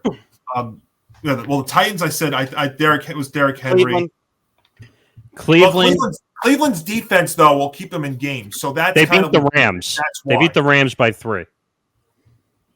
Yeah, and the Rams are a tough team to figure out too. That's what's tough, and we'll get to them. They beat the Rams because the defense actually showed up during that game. Yeah. But that's why I'm going to take Cincinnati. I'm going to give them one more try here. Ben, go ahead. I'm going to go with the Cardinals upset. There it is. I think that the Bengals. Yep, I think specifically, and I do like the Bengals. In terms of the last couple of years, I don't think Burrow is 100% healthy. I think that he's essentially just trying to, go out there and do what he can for the team. T. Higgins has a rib fracture. He's probably going to be out this weekend. They can't stop the run to save their life. And I think James Conner, they have a really good running attack. Marquise Brown's done really well. And think about it, too, with the Cardinals. They were within reach against the 49ers last week for a little bit. They've essentially been in reach for a lot of these games. The Bengals haven't been scoring a lot of points. So I'm going to go with the Cardinals to upset here. Going into a really decent environment there in Arizona, a really warm environment there. I think there's really trouble brewing for Cincinnati, especially with their offensive line has a lot of issues. This could have I wouldn't say a lot of last week feel against the Titans, but I didn't expect them to get blown out like the Titans, so I'm not feeling their odds this week. Give me the Cardinals. All fair points. Go ahead, Nick. I'm actually, believe it or not, I'm going to agree with Ben on this one. I'm actually taking the Cardinals upset on this one also. I have not been a fan of the Bengals all year. I said it. Everyone was shocked in the preview when I said that they're not going to make the playoffs. and I just said there was a lot of issues going on. Burrow got hurt in the offseason during the workouts. And before he signed his contract, I'm going to keep repossessing that all over and over and over again because he screwed that up, not signing his contract before then. Then they gave him the contract. Still does not look healthy. He should have sat out for the first 2 or 3 games and gotten the injury to a healthier status, so at least he could play. Right now, he's a detriment to his team in every way, shape, or form out on the field. Nick, here's going to be my question, though. Is it him wanting to play? Because on one hand, you can say him, trying to, because he signed the contract that he has to keep playing. Otherwise, people are going to attack for the injury. But here's the other side to things. What if it's the Bengals staff putting him out there because, as Johnny was saying, that their season is on the line this week, and we just can't afford to have him resting, which I think is bad. That's even They dumber. also If feel you're too that they'd rather take like a 75% Joe Burrow over any of the quarterbacks they have on their roster, which I think is playing with a lot of risk, right? You look at what happened with a lot of these quarterbacks. Essentially, he just got paid the big bucks. You want to have him for the long term. You don't want to have an injury that essentially is going to ruin him for the next couple of years. Yeah, Ben took the words right out of my mouth. Exactly. Like, why would you risk him now when you just signed him to a large contract and then say he gets hurt more and the injury gets worse? You're going to lose him for the whole season. Calf injuries aren't any joke. I mean, I've never had them, but they're not a joke, especially in football. So if he goes down for the rest of the season, their season is over anyway if he goes down for the season. So they're forcing him to be out there. That's a mistake. He will get hurt at some point worse. When they keep throwing him out there, this is going to be an ugly game for the Bengals.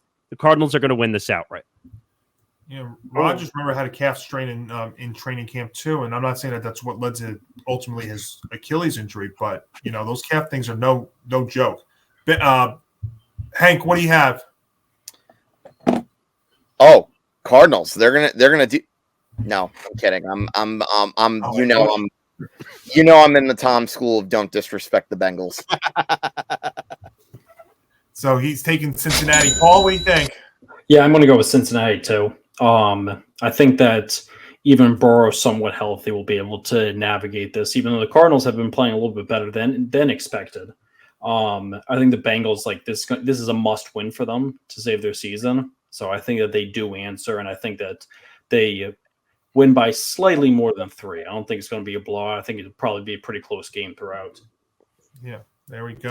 By the way, Nick DiMartino is also taking Arizona plus the 3 in an upset special. So a split call here in Arizona. I got to tell you, these late window games I'm looking at them are all going to be must watch. So that's how we started. And then we go to this one. Hank, it's a Kevin Burkhardt, Greg Olson, Aaron Andrews, and Tom Rinaldi special on Fox as the undefeated Philadelphia Eagles travel to SoFi Stadium to take on Matt Stafford and the Rams, and the Eagles a 4-point road favorite.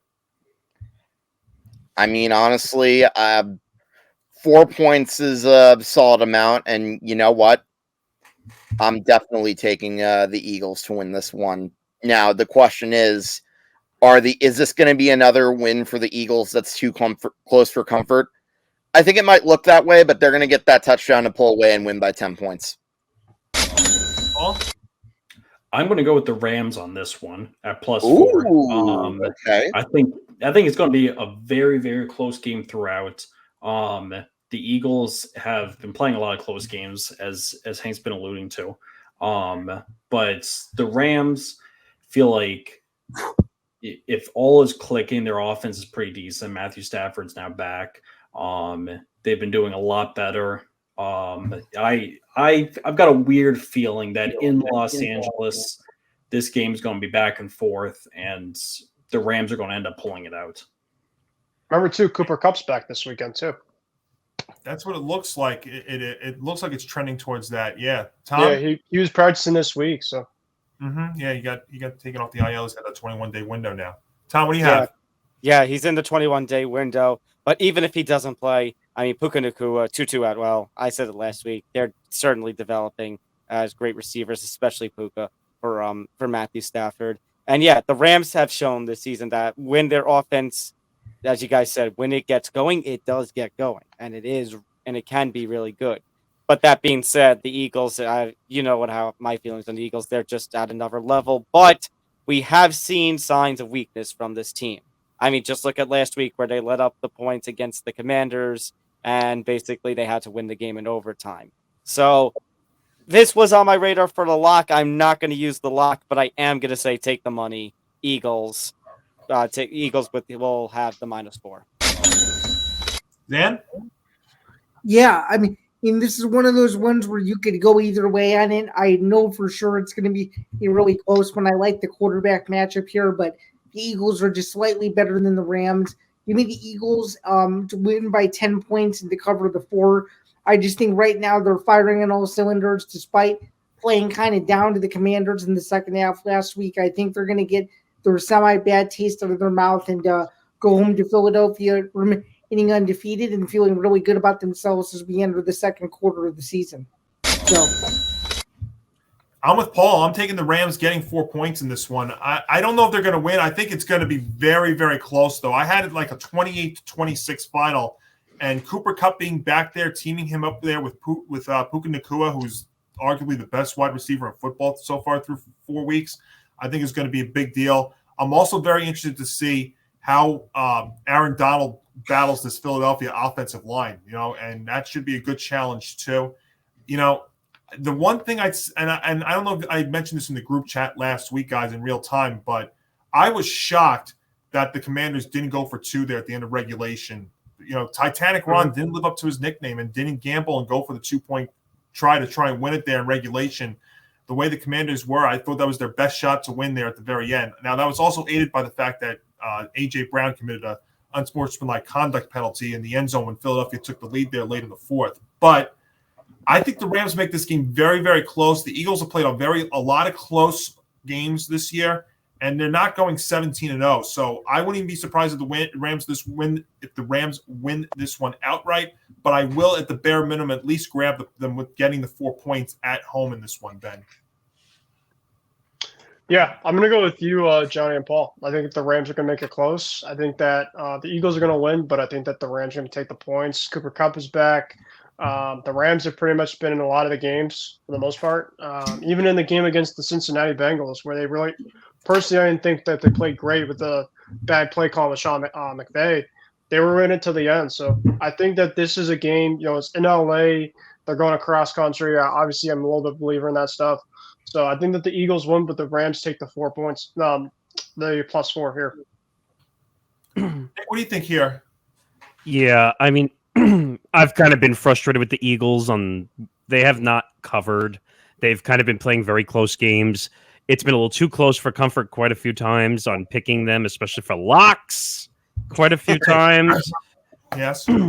So, but the Rams are a down competition for the Eagles. The Eagles are the best team in the NFL. It's not even a hands-down discussion. I would even put them ahead of the Chiefs right now. I think the Eagles are the best team in the NFL. So I just think they have better weapons. I think their defense is better. They're a better overall team. I know it's a travel crossroad. Doesn't matter. Eagles have a better quarterback situation. The Matt Stafford situation is a question mark up in the air every single week. We don't know what to expect. I'm taking the cover. Very fair. And let's see here. Nick D is also taking Philadelphia minus the 4. I think this game's going to be very, very close for comfort. Very, very close. That's how the Eagles have been playing games this year. But at the end of the day, you know what? They are 4-0, and in the NFL, a win is a win. They could do this 17 times, go undefeated, and do this to the Super Bowl if they wanted to.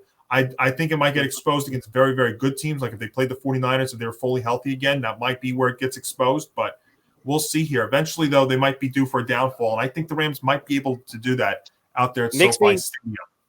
Makes me really interested to see that Monday Night Football game at about a month and a half's time when they play the Chiefs in a rematch. Week 11, yep, against Kansas City. Yeah, I know we have that game circled down. That will be a very, very good one for sure.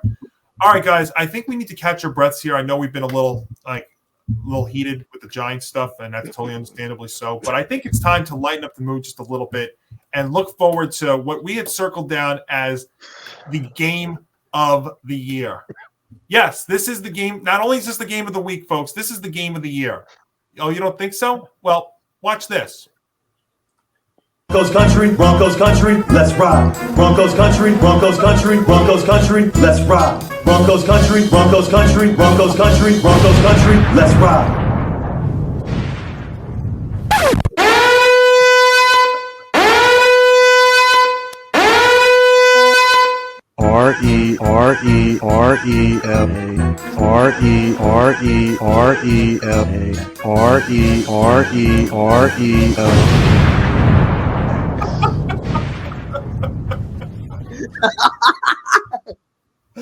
Oh my gosh. Oh, Zan, you've never seen that before. Welcome aboard. No, I have not. Not only has he never seen it before, but the first week he gets to see it, a massive swerve. A new challenger is here. We have the two circuses colliding. The circus of the East, the circus of the West. Yes, it's Denver. It's New York, and no Aaron Rodgers. It's Wilson versus Wilson. It's Russ versus Zach. Hey, wait a minute. Wait. I'm gonna take it a step further. It is the Battle of Wilsons and the Nathaniel Hackett revenge game. Nick Morgasen, it's an Andrew Catalan, Tiki Barber, Matt Ryan, and AJ Ross special on CBS. As your Jets take on the Denver Broncos, and your Jets are getting 2.5 points at Empower Field at Mile High. All right, I need a second.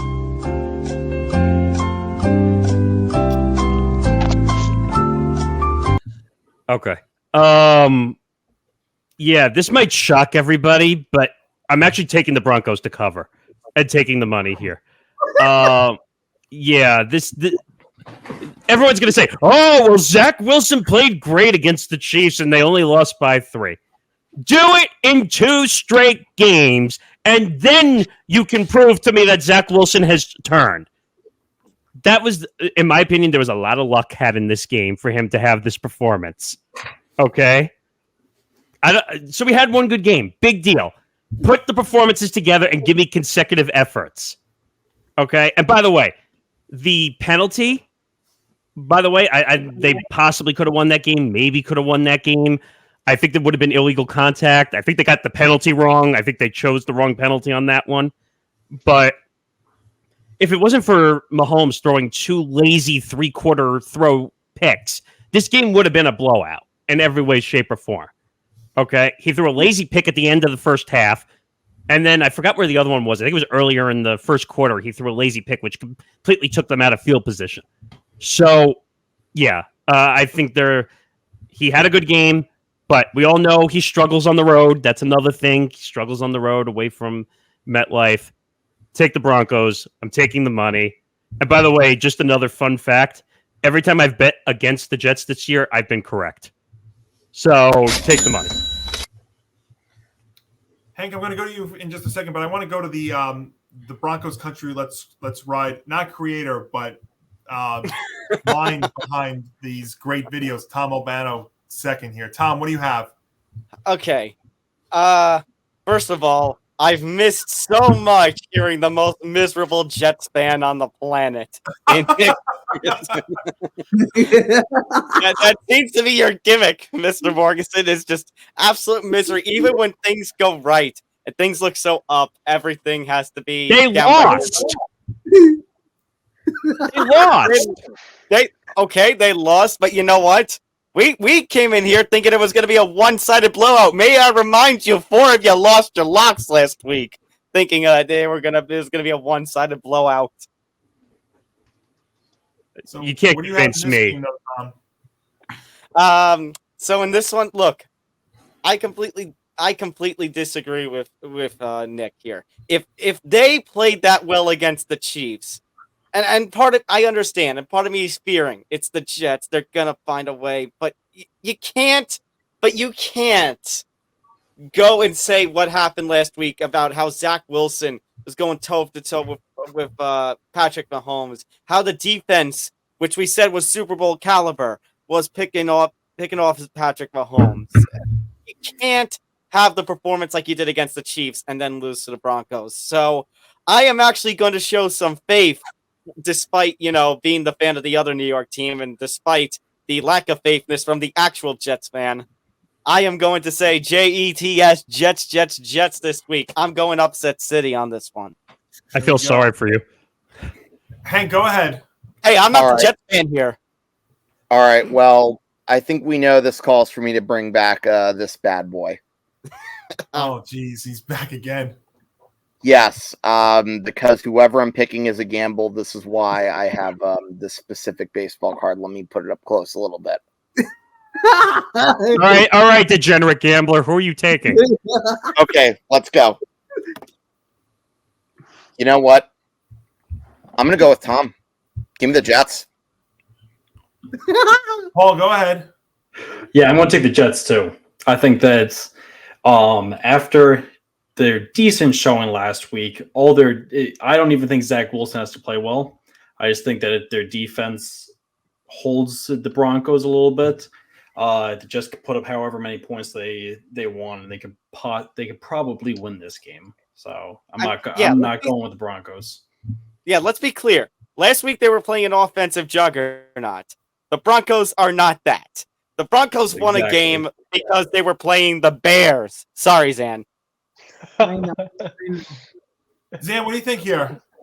So wait, just to clarify, Johnny, is this the second game in a row that Tiki Barber's calling that involves the Broncos? Is that right? Yeah, that is correct, sir. Yes. That is so bizarre. I just thought I had to get that out of the way. This is one of those games that you watch when you're absolutely hammered and you have nothing else to do. I'm going to be at a bar at 4:25. So. There's a lot of great games in the late window, so it's certainly a possibility. But in all seriousness, I think the altitudes are going to be too much. Yes, Zach Wilson did play great at home a week ago, but still, even though he's super old, even though he's still ancient, Russell Wilson is Russell Wilson, and I actually think the Jets are going to be winning the entire game until the last 2 minutes of the fourth quarter, and I think Russell Wilson will take Denver 97 yards to win the game. That's right! Yeah! So wait, Zach Wilson can throw for 350 yards and no score, and no interceptions, though, right?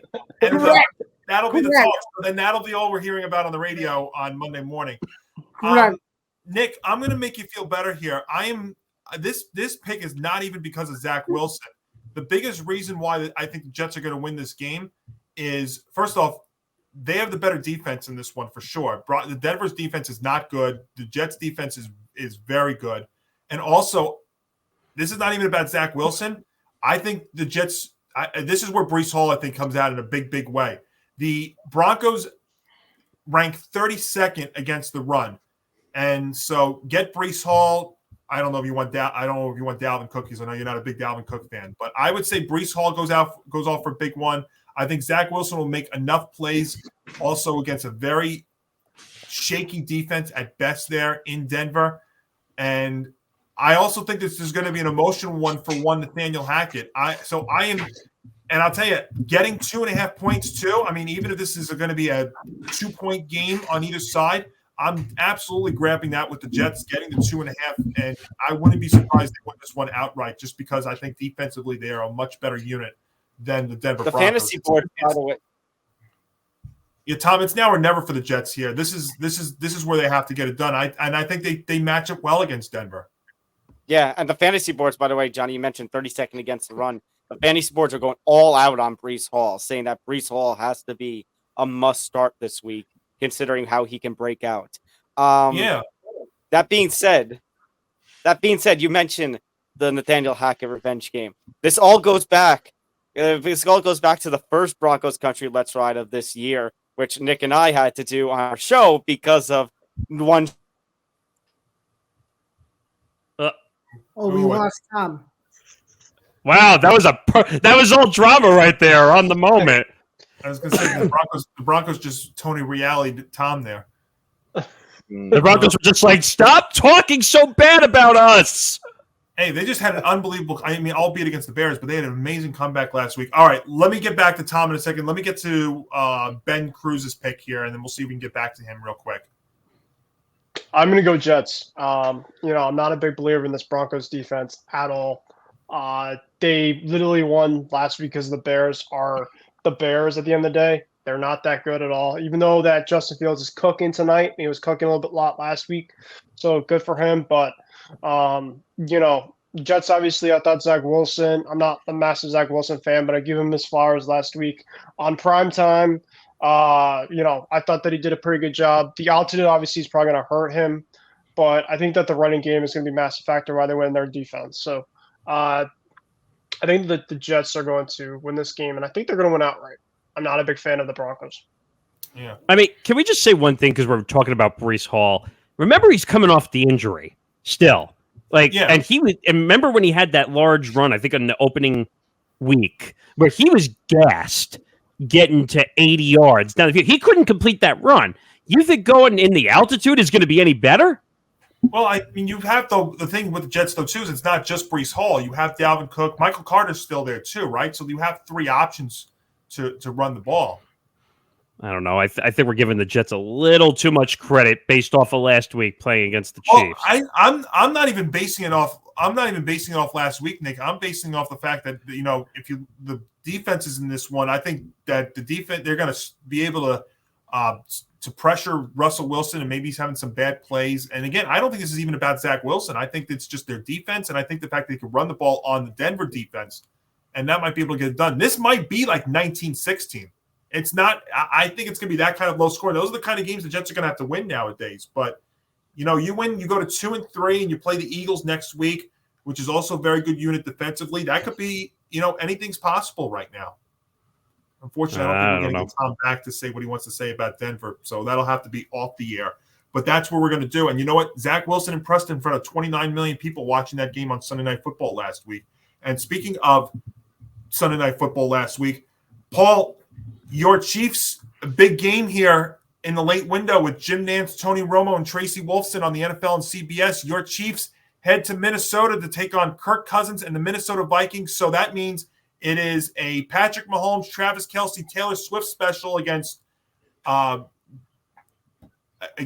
Cousins and Justin Jefferson and the Minnesota Vikings. And your Chiefs are a 3.5-point road favorite.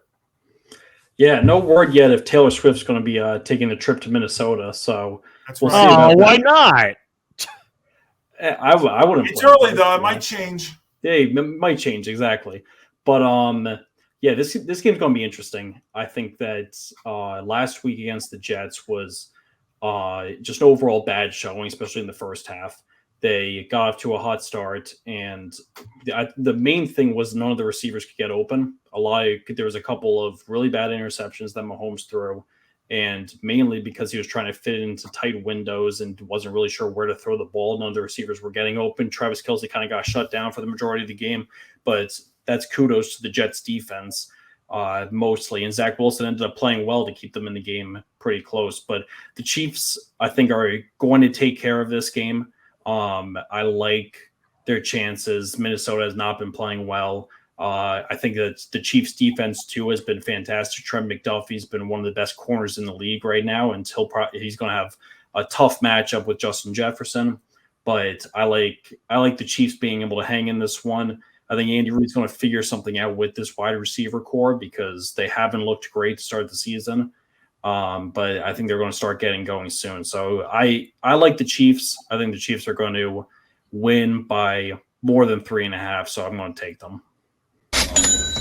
All right, Tom's back. Tom, what do we All right. I don't know what gypsy curse I'm under, but my internet went out after I made the Sean Payton comment. So I think Sean Payton cursed you. Sean Payton did not like the question that I posed and just said, Wait a minute. You know what he did? He put a bounty out for you. Yeah. Oh, sorry. Too soon? Sorry. So here's my question. I'm sorry to go back in the game that I fell out, but here's my question. What do we do for the loser of that Broncos-Jets game? Because I'm going to have to go all out for the loser with the circus music. Well, let's just also say, unfortunately, we will not know because the Broncos play Week 6 on Thursday Night Football, so that'll be an exclusive Nick and Tom special on Empty the Bench. Oh, no. You'll have to watch Empty the Bench. Oh, no. Episode 204 on Thursday at 3 Eastern. Oh, the loser should be forced to eat their least favorite ice cream flavor on the air. Ugh. Well, I got to be careful of that food allergy critic over here. So yeah, no. I wasn't referring to me or Nick. I was just referring to the Jets and Broncos. The loser would have to be the king of the circus. Oh, great. Good teaser for next week, folks. But I'm glad I came back during this game. I'm really glad I came back. Vikings, right behind Paul's Chiefs, so go for it. Yeah, exactly. And you know what? I was very tempted. I see a -1 for one of the primetime games, which gave me the luck that I had last week with my lock. Thanks, Giants. But like I said, it actually came at the expense of one of my favorite teams. And you know what? Yes, I am going after Paul here, the Chiefs fan. And you know what? Not only am I actually agreeing with Paul, despite me, supporting the Vikings, this is going to be my lock of the week. Wow. I am going to go against one of my favorite teams for the second straight week. None of the struggles that the Vikings have had, and I've said this on here, has been the fault of Kirk Cousins. It has just been a couple of guys who have just really underperformed, which, by the way, I guess Cam Akers is lighting a little fire under Alex Madison, or at least one could hope. But that defense has just been, let's face it, the Vikings have had struggles on the defense over the last couple of years, losing some key pieces. But, this is not a matter of, this game is not a matter of, the Vikings being bad or about Taylor Swift and Travis Kelce and all the drama and all the, pomp and circumstance that's going to come with this game. It's the Chiefs. It's Patrick Mahomes. And, I know the Vikings are the home team, but I have no idea why they're putting the Chiefs as only a -3.5 favorite. So take the money, and I am locking this. This is my bench lock of the week. Gee, what a surprise. Who's up? Zan, what do you think? It's going to be a good one. Give me Minnesota at home to cover the spread. I think this is a game where Kirk Cousins really shines, and I think it has a good chance to be a quarterback duel. And I think these two combine for a bunch of yards, and it'll be a really close game. I actually like the Vikings a touchdown to win the game too. I like the Vikings in the upset 24-17. Nice. Oh my God! Wow. Zan making a statement on his first show. Wow. This is a game where I think Kansas City's overlooking Minnesota, and he played kind of down against the Jets in the fourth quarter, and they're like, "Oh yeah, we get an ace break. We get to go to Minnesota and get an easy win. Not so fast. It's not gonna happen that way. They're gonna have to earn it." I tell you what, he's selling it pretty well. But that the Chiefs did something last week that they very rarely do. Actually they've done it twice this year. Win a close, low-scoring game. I think this is more on the higher scoring side, and I see that extra half a point very, very tempting. But I'm going to take Kansas City here for a couple of reasons.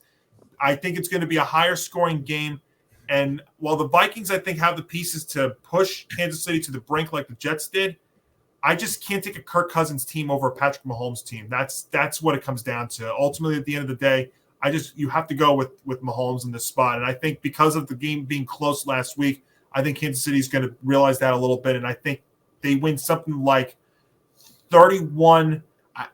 This is going to be typical Minnesota Vikings football this year. 31-27 Kansas City over Minnesota in a very close game there in the Dome. Ben? Yeah. I'm going to go Chiefs to cover this one. The Vikings really had to go head-to-toe with the Panthers last week. I think that their offense is okay, but their defense has had problems for the last couple of years. I know that the Chiefs obviously struggled last week, but the Jets have a very, very good defense. And so I'm not surprised, obviously, with the way that it kind of worked out, obviously prime time. They really played well against those Chiefs receivers. I don't think this happens against the Vikings this week. I really like the Chiefs receivers to be able to exploit the Vikings defense this weekend. I think they'll probably score in the high 20s. Give me like a 27-17 type of game. I think that the Vikings score maybe a touchdown right at the end, but I think Patrick Mahomes has at least three interceptions, 3 touchdowns and 1 interception. So you have them cover. Yes. Yeah. Okay. Chiefs win. Yeah. I think people are not giving the Chiefs enough credit. I think this is insane. The Vikings played some pretty bad football over the last couple weeks. I just think that Patrick Mahomes and the offense is not clicking 100% as of yet. And I think they're going to find that out over the next couple of weeks. And I think this is one of those games. Minnesota just does not look great. And Kirk Cousins, when he's in high scoring shootouts, it always usually leads to a few Kirk Cousins interceptions because he usually forces the deep ball. That's usually what happens in these type of games. So I'm taking the Chiefs. They're going to win. This is going to be bold. I think they're going to win by at least 10. This is my lock too. So I'm taking the Chiefs here. This was 4.5. This went down to 3.5, which I was kind of shocked, which actually made this easier to make it a lock. So, yeah, obvious lock, Chiefs win. Yeah, I'm surprised about that, too. I thought maybe that it might have been like a -7 type of thing, but... Probably if it was in Kansas City, it probably would be that. No contest. Regardless of whether Taylor Swift brings along her magical pixie dust, give me the Chiefs. and Nick D is also taking the Chiefs here in Minnesota in what should be another great game. And also, I know some people are probably going to ask about it. I don't think the Kirk Cousins checklist can actually apply in this game because it's not really a primetime game. It's going to be later on at 7. Maybe in the fourth quarter, it'll be 7 o'clock Eastern. So technically, it'll start getting in there. And as far as a nationally televised game, it's going to be on in a lot of the markets. But remember, you also got the Eagles and the Rams, which will be on Fox at 4:05. So it'll be competing in that regard too. So when you're kind of questioning a Kirk Cousins checklist, then the Kirk Cousins checklist doesn't apply in this game. So that's why that will not be used in this one. Yes, sir. It also does not apply because of 2 words: Patrick Mahomes. Are you really going to doubt the Chiefs? Like I said, this is not a matter of the Vikings either.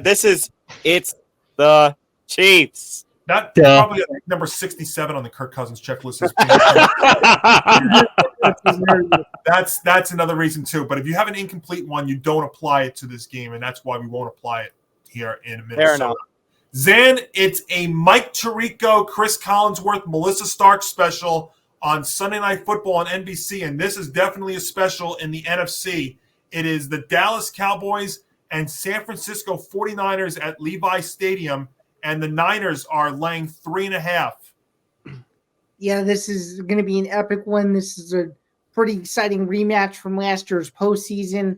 We're going to find out this week if Dallas is still for real and can still hang with San Francisco. But right now, I like the way Brock Purdy's playing, and I just think everything is hitting on all cylinders for San Francisco. Give me the -3.5 in a game that I think Dallas has to win to prove their worth in the NFC still. And I just think overall, unless the Cowboys get out to an early lead, which I don't think they will, I think it's going to be a long day for Dak Prescott and company. Yeah. So both teams have elite offenses, elite defenses. The Niners have scored 30-plus points in all 4 games this year. The Cowboys have allowed 41 all season, the fewest in the NFL.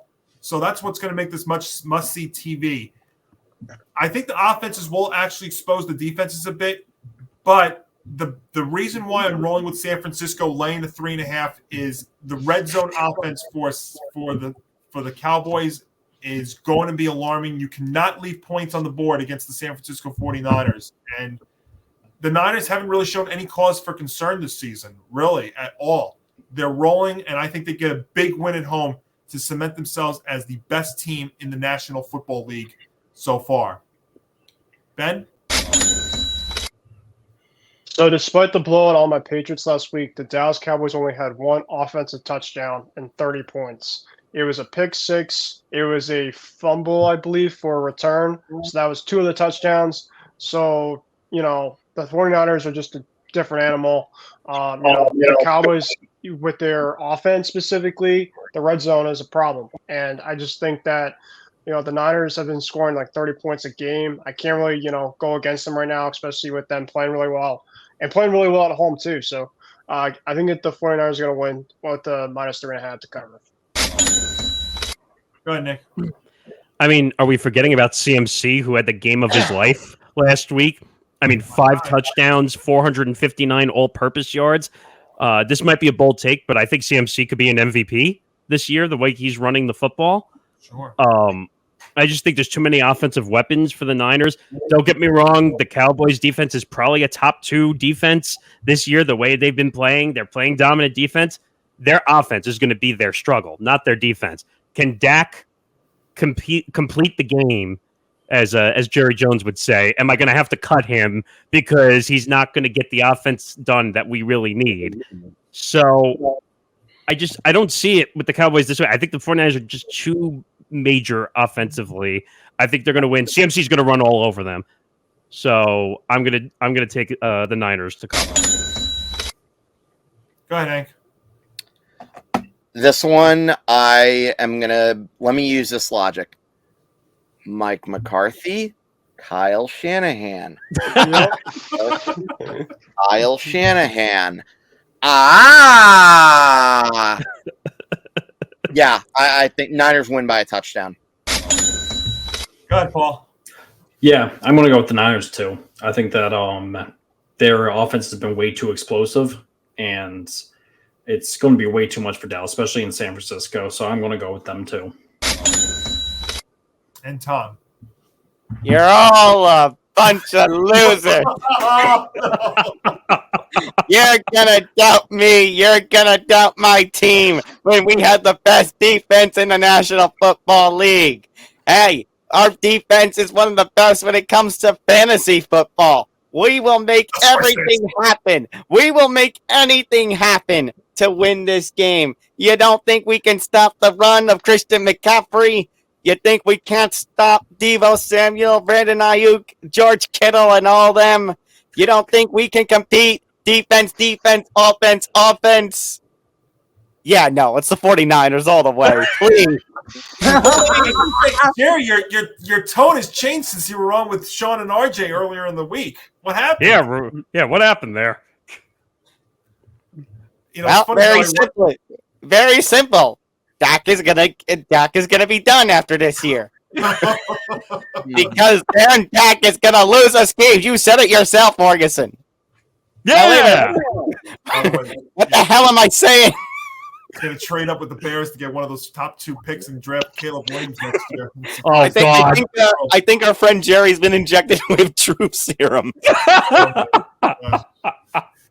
Funny how that all worked out. I started with Zan. I totally forgot we were going to end with Jerry Jones. So there we go. So, so Tom, you are taking San Francisco then, right?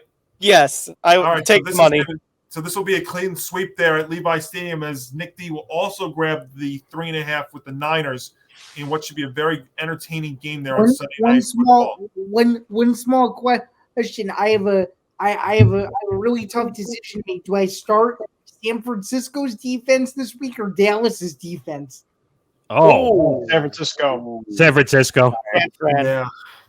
If the 49ers are fully healthy, which I believe that they are. Zan, I'm not the fantasy expert in this one, but I would say San Francisco's defense, just because the problems that the Cowboys have had with their red zone offense might be the benefit of the San Francisco defense, if you can get my logic there. You also have to worry about CMC also. Yeah, so. And CMC is my offensive player there. You know, I maybe not been getting a lot of picks right, but so far my award winners are so far looking pretty good. But then again, it is only 5 weeks. We still have a ways to go. Tom, it's a Joe Buck, Troy Aikman, Lisa Salter special on ESPN's Monday Night Football as Jordan Love and the Green Bay Packers head to Allegiant Stadium to take on what looks like Jimmy Garoppolo possibly in the Las Vegas Raiders. Well, the Raiders are a 1-point home favorite in this one. This line makes no sense. Yeah, no, it doesn't make sense. I think it's fluctuated all week. I'll go back and it has. You had it in the group chat the other day that the Packers were the 1-point favorite, and last week, it flipped. I think this one flipped on Thursday. Yeah, so that's I think what's happened. But while I looked it up, Tom, what do you have here? Okay, so yeah, I understand this one flipped. I understand this one possibly could be close. I know they have the Raiders as the home favorite. So Jimmy Garoppolo is a big question mark. We don't know if he's going to play or not. So that means we could see another Aiden O'Connell appearance. But, I mean, either way, guys, this is the Packers, who have shown signs that they can be good with Jordan Love under helm. And then you have the Raiders, once led by Josh McDaniels, always led by Josh McDaniels, it seems, even with the ghost of Gruden around them. And Guys, there's no other way I can express anything about this line and about Josh McDaniels other than this. Oh, brother, this guy stinks! Yep. He does! He does! So, I agree with Morgasen. This line makes no sense to me. Whether it's, I think it's too close. I think this can be a close game, but just a -1 in either direction. And it's even more blasphemous that's a -1 with the Raiders. So, upset city. I'm going Green Bay. Thank you, Stephen A. Smith. Tom, I will It tell is you right now, blasphemy! this line opened up at the Packers laying 2.5. Wow. What? Change that bad. Wow. It went from Green Bay favorites by 2.5 to the Vegas Raiders. Even just in a day, it went from the Packers a 1-point favorite, or even a 2-point favorite, to the Vegas Raiders laying a point. So an almost 3.5-point swing in the matter of a day. That makes no sense. No Sam, sense. what do you think? I mean, this is a cheeky game, a sneaky game for the Green Bay Packers here. I just think the Raiders have folded under the pressure in prime time already this year, losing a game to Pittsburgh that I thought they could win at home and give themselves some momentum. But this Raiders team simply isn't good, and this is one of those games where if the Raiders can't beat Green Bay, who's somewhat, in my opinion, average at best, then man, I don't know what you can say about Josh McDaniels' job security at this point. So give me the Packers +1 and give me the Packers to win the game outright. I think this is one of those games where if the Raiders lose, there's going to be a lot of angry people in Las Vegas and all over the betting world, because as we've kind of all agreed upon in unison, this line doesn't make sense, number one, and number two, I just don't trust that Jimmy Garoppolo, who has been shaky as of late, can come in on national TV and look like the Jimmy Garoppolo that we once saw him to be. So if the Raiders lose this game, Josh McDaniel is going to be scrambling. He's going to try to figure out some other ideas. He's going to go grab his magic 8-ball. Okay, what do I do next? He shakes it. Spider 2Y banana. Damn it! Wait, that's again. Wait a minute. That's as good as say try again later. No, I think that's worse than try again later. That's a good point. As of when we're doing this, he is still in the final stages of concussion protocol, and as of right now, he is still not cleared to play on Monday Night Football. Jimmy Garoppolo is. I'm taking the Packers, by the way. I think this is the perfect kind of matchup for Jordan Love to get right. The way that the Raider defense is, their pass defense has been very accommodating to opposing signal callers, yielding an 8-to-1 touchdown to interception ratio and a passer rating north of 108. The Packers are going to go through some growing pains this year, but I think this is a get-right game for them. I'm going to take, and especially with them getting a few extra days to prepare for this one, I'm going to take them to win this one at Allegiant Stadium, Ben. I'm going to go Packers too. The Raiders' offensive line is absolutely brutal. Josh McDaniels might have his job security, if not already, in question after this game, like Zain mentioned. So, yeah, I think that, Christian Watson's back. Romeo Doubs has played well. Aaron Jones is back too. So they got a lot more weapons. And with the questions at quarterback for the Raiders, it's really hard to predict against them, with them, I'd say. And I think that the Packers are going to go in there and they're going to, handle business. So give me the Packers at +4. Yeah, this line makes absolutely no sense in Vegas, in anywhere, even if you went to a bookie and they gave you this line, this would be awful. So I would fire my bookie on the spot if I had a bookie and they gave me that. Fire them literally on the spot. The line is absolutely garbage. It's literally, fire that bookie into the sun. Yeah, really. I mean, the way I look at this is Jordan Love is better than any quarterback option right now on the Raiders whatsoever. Now, I know Jordan Love got destroyed last week against the Lions, but the Lions are a much better team than the Raiders will ever be. Now, you were talking about McDaniels before. McDaniels, the offensive genius, as we keep saying. The way I see it is his seat is already burning hot like a volcano. Also, let's see if I can scramble this reference in.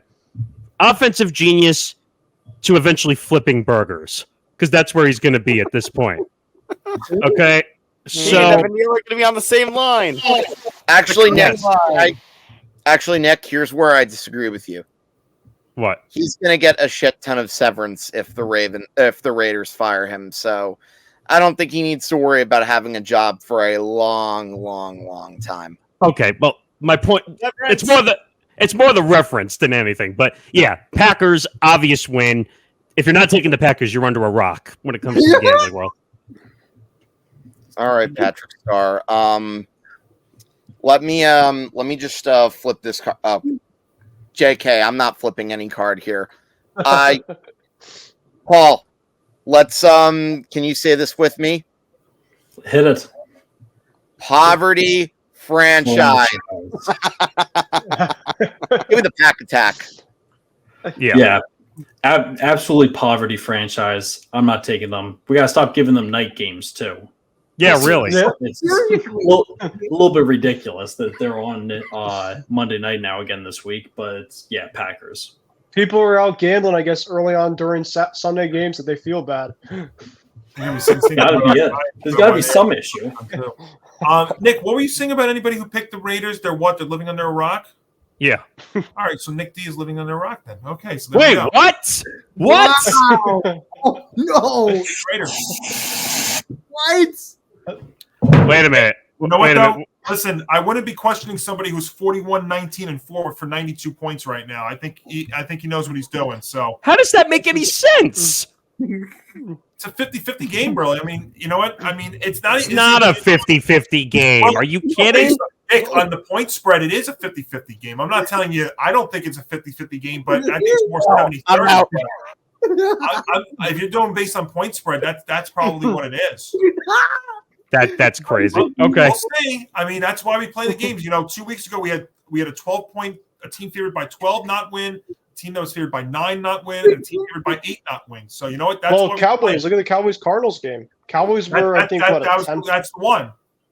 And who knows? Maybe this week, although there's not a lot of big high point spreads this week. There's 2 in particular, but that's pretty much it. But guys, that's going to put a wrap on, believe it or not, week number 5 of Football Friday. This goes by quicker and quicker every single year. If you're a football fan in general, I've been bringing it up during one of my Monty moments earlier in the week.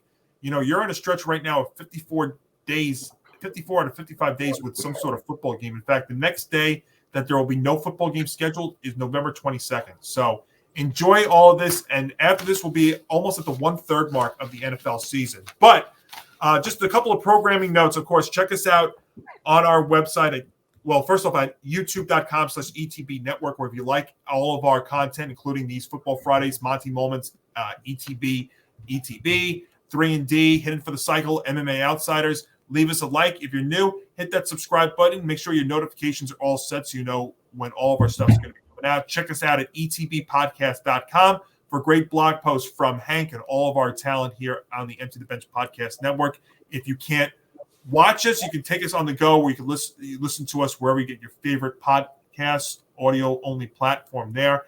And again, just a special programming note, make sure to check out Nick and Tom and hopefully me on Sunday morning at 9:30 a.m. Eastern as we get you set for a 14-hour football Sunday with a very intriguing matchup there in London between the Bills and the Jaguars. And then, of course, we'll all be back next week, and you check out Nick and Tom on Empty the Bench on Thursdays, Tom and Zan on the MMA Outsiders, Paul on the 3&D, Hank on Hidden for the Cycle, and, of course, me on my Monty Moments. I'll see you twice next week for that and so much more. So, guys, you all have a great football weekend. Woo! Bring back the football. Yes, and even though our teams enjoy the baseball, too. Yeah. Yes, that's questionable. I'm kind of getting sick and tired of looking forward to the next sport, if you know what I'm saying. Maybe in Hank, in my case, when it comes to hockey, it's a little different, but that's okay.